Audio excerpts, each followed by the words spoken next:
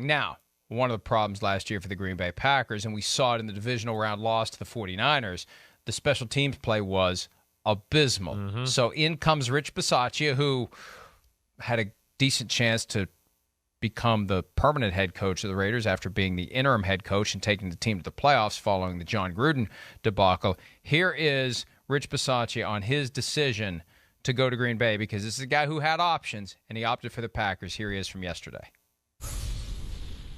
Why come here to the Green Bay Packers?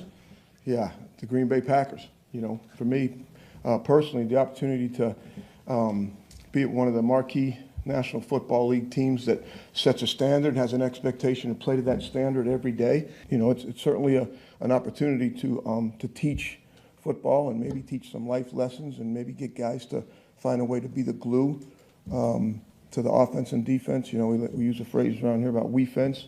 It's not really offense, it's not really defense, it's kind of we-fence, it's us. You know, there's no other place on the field except the punt team where you could find a linebacker lined up next to a tight end, lined up next to a safety, and the running back is the personal protector making all the calls. I appreciate all the kind words from Coach LaFleur. I'm just kind of short, bald, and Italian, and then maybe that makes me mad at everybody. I don't know, but yeah, again, I'm excited to be, you know, with Coach LaFleur. I can't wait to get up in the morning and coach football.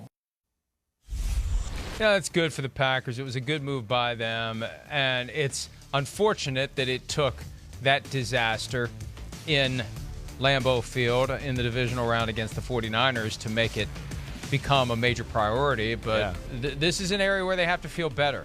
So, yeah, it's not going to be the same with Davante Adams, but it's definitely not going to be the same in a good way with Rich Bisaccia. No, it will not. Bisaccia, as you've heard me say many a times, and my history of knowing him and, you know, being part of the scout team on the wee fence sometimes, running down, he's just got a remarkable energy and way to communicate about him. To me, that's special. That stands out among... Whoa. Yeah, Time out. That's Time right. out. That's right. I need to know exactly what Chris Simms, with spleen, did early in his career on the scout team special teams. Tell me what your role was. Well, I used to love it. Well, first off, I loved it because you wanted to be a part of it because of Bisaccia. That's what a good coach is, where, you know, you were just like, man, I'll help out. What do you want me to do for you? Hey, I need some guys to run down on kickoff, right? And do that because, you know, we might have a DB or a backup receiver doing it, and they've just ran routes on a drill prior. So I'm like, okay, hey, you know, let me run down so Keenan McCardle, who's, you know, going on his 10th year in the NFL and 4 Pro Bowls, doesn't have to do this. Let alone, you know, I was a backup early those days, not getting a ton of reps, and I'm going, I'll get in shape running down and do stuff like that. I used it like that. But so I would help out in those ways, but loved it because of Bisaccia. You wanted to be there, be a part of it, help him out, and do that. And he's got a great way about him. And he, as I've talked about a lot, and you've heard me say, I think he's NFL head coach material. I do, and I won't back off of that. And I think he showed that last year. He did. So you were showing off that 5.6 speed. Oh, baby, that speed. Punts. You know it. You know, they just had to prepare. They had to prepare for the real speed they were going to see on Sunday with me.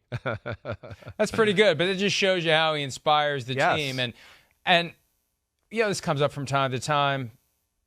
It's odd to me that special teams coordinators aren't considered more seriously for head coaching jobs because they've already shown that they know how to communicate to the entire team. Right.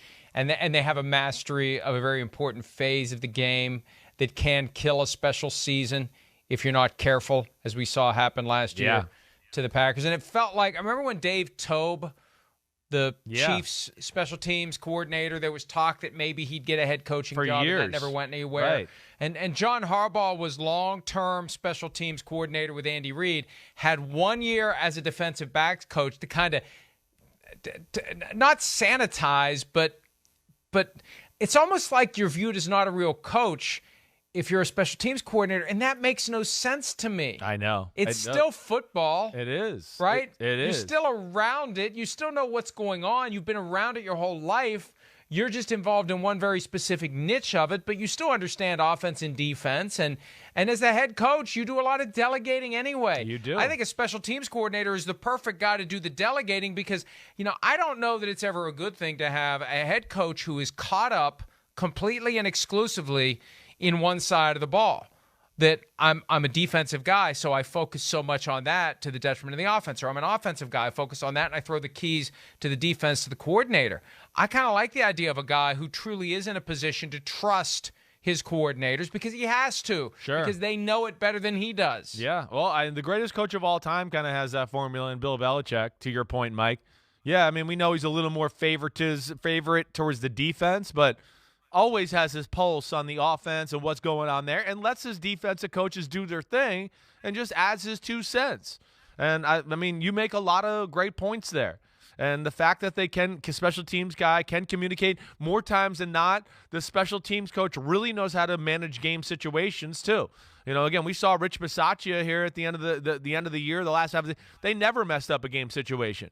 We rarely see John Harbaugh's famous for his game management in a lot of ways and his ability to manipulate rules and do little things. So there you go. But I think ultimately what scares owners and GMs about the special teams coach is the fact that they can't walk into either one of those rooms and be the smartest guy in the room.